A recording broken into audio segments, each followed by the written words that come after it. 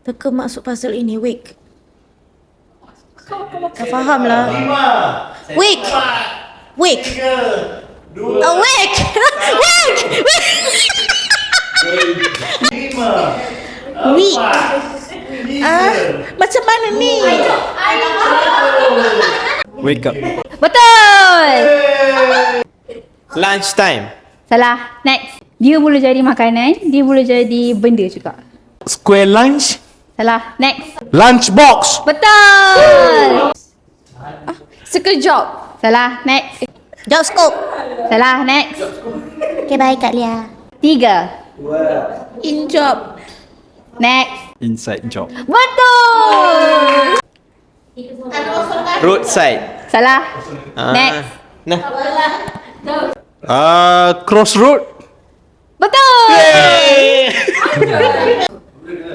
Diet. Salah.